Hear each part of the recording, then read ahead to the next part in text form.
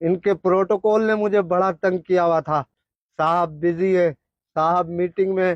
آج صاحب بالکل اکیلے ہیں اور کوئی پروٹوکول نہیں ہے. یہ کیا ہو گیا آپ کو؟ آپ تو جج تھے, آپ کا دبدبا تھا, جیسے چاہتے تھے قلم چلا دیتے تھے. ہیں آپ ایسے ہو گئے؟ آپ اتنے تنہا ہو گئے, آپ اتنے اکیلے ہو گئے, یہ کیوں؟ آپ یہاں پہ بھی جج ہی ہے نا صاحب. صاحب یاد ہے میں وہی ہوں جس کی بائک چوری ہو گئی تھی. میں آیا تھا آپ کے آفس کے باہر 6 گھنٹے کھڑا تھا, مگر آپ کے پروٹوکول والے تو مجھے اندر آنے ہی نہیں دے رہے تھے. وہ کہہ رہے تھے صاحب بزی ہے. تو آپ یہاں پہ بھی ڈی ایس پی ہے کیا؟ اب آپ ڈی ایس پی نہیں ہے؟ اب آپ کے گارڈ مجھے روکیں گے تو نہیں؟ کوئی مجھے دھکے دے کے باہر تو نہیں نکالے گا؟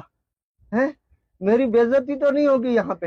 آپ تو وہی صاحب ہے نا جس کا لاہور میں الگ بنگلہ تھا, کراچی میں الگ, اسلام آباد میں الگ, اور آپ کی فیملی یو کے میں رہتی تھی.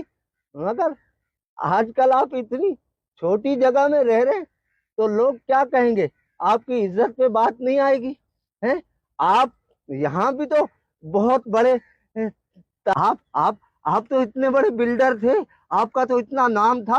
آپ تو ساری چیزیں بنا بنا کے لوگوں کو بیچتے تھے, اور اس کے بعد اس کی ڈبل فائل نکل آتی تھی. تو کیا یہاں پہ بھی کوئی ڈبل فائل ہے؟ یہاں پہ بھی آپ بلڈر ہیں؟ ارے صاحب آپ تو ہر چیز برانڈڈ پہنتے تھے. ہیں جوتے بھی برانڈڈ, بنیان بھی برانڈڈ, کپڑے بھی برانڈڈ ہیں. تو کیا یہاں پہ بھی ساری چیزیں برانڈڈ ہیں؟ اچھا یہ بتائیں, یہ جو آپ نے یہاں لگوائے میں یہ کچھ پودے, کیا یہ بھی برانڈڈ ہے؟ ارے یہاں تو مجھے نہ ڈی ایس پی مل رہا ہے, نہ مجھے جج مل رہا ہے, نہ مجھے برانڈڈ والے مل رہے ہیں, نہ مجھے بلڈر مل رہے. ارے یہ حاجی صاحب, حاجی صاحب, حاجی صاحب کچھ بولیں تو صحیح. حاجی صاحب, حاجی صاحب آپ تو بہت بڑے تاجر تھے. آپ چیزیں اسٹاک کر کے رکھتے تھے اور اس کے بعد اس کو ڈبل ریٹوں پہ بیچتے تھے.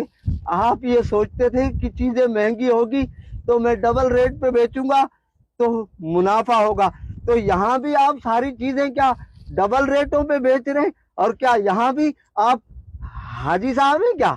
جو آج صاحب مسند ہیں وہ کل نہیں ہوں گے.